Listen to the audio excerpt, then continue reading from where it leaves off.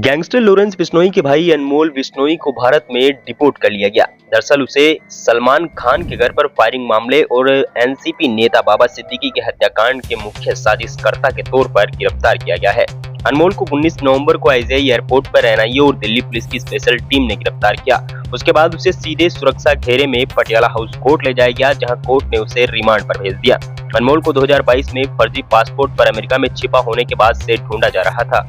वहीं बाबा सिद्दीकी, पंजाबी गायक सिद्धू मूसेवाला की हत्या, सलमान खान के गैलेक्सी अपार्टमेंट पर गोलीबारी और विदेश से ऑनलाइन धमकी समेत 18 से अधिक गंभीर मामलों में आरोपी बनाया गया है। वह विदेश से ही आपराधिक गतिविधियों को अंजाम देता था और एक्सटॉर्शन रैकेट भी चलाता था।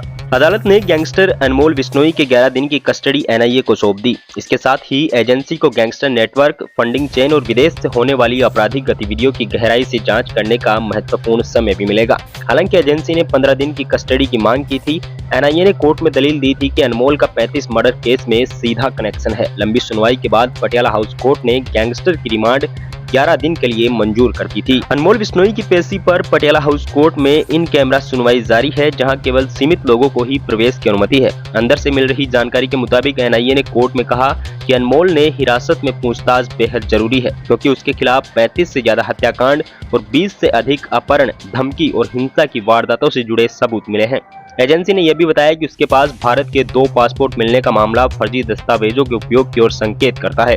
एनआईए की रिमांड सीट में अनमोल के खिलाफ विस्तृत आरोप दर्ज हैं। एजेंसी का मानना है कि कस्टोडियल पूछताछ में उसके साथियों, फाइनेंस नेटवर्क और पूरे क्राइम सिंडिकेट की परतें खुल सकती हैं। अनमोल बिश्नोई को दिल्ली की पटियाला हाउस कोर्ट में जज प्रशांत शर्मा के समक्ष पेश किया गया था।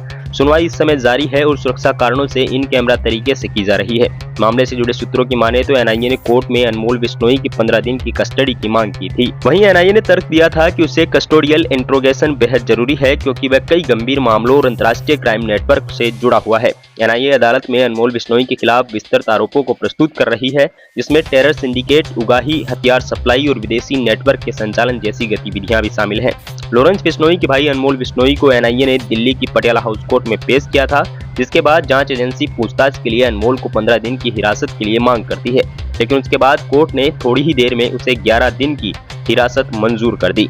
आपको बता दें, अनमोल बिश्नोई का आपराधिक नेटवर्क कई देशों जैसे पुर्तगाल, इटली, अमेरिका, बुल्गारिया, तुर्की और दुबई तक फैला हुआ है। उसका सिंडिकेट अलग अलग भूमिकाओं में काम करता है, जिसमें इंटरनेशनल व्हाट्सएप सिग्नल नंबर उपलब्ध करवाना, वीपीएन अकाउंट की सप्लाई, फरार अपराधियों के लिए सेफ हाउस की व्यवस्था और हाई ग्रेड अवैध हथियारों की खरीद भी शामिल है। ये नेटवर्क ड्रग सप्लाई, नए शार्प शूटर्स की पहचान, ट्रेनिंग, अपराध से होने वाले पैसों की मनी लॉन्ड्रिंग और फर्जी दस्तावेज तैयार कराने जैसे काम करता है।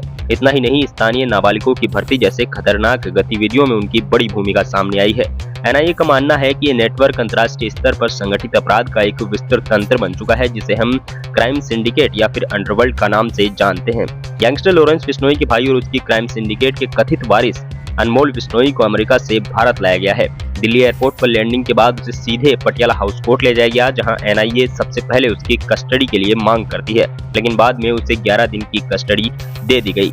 एनआईए की कार्यवाही में पकड़ा गया अनमोल बिश्नोई लॉरेंस बिश्नोई गैंग का एक अहम सदस्य है, जिसे 2020 से 2023 के बीच भारत में सक्रिय टेरर सिंडिकेट चलाने में मुख्य भूमिका भी रही। अनमोल बिश्नोई की गिरफ्तारी से जुड़ी तमाम नई अपडेट्स के लिए आप हमारे YouTube चैनल और Facebook पेज को भी सब्सक्राइब कर सकते हैं।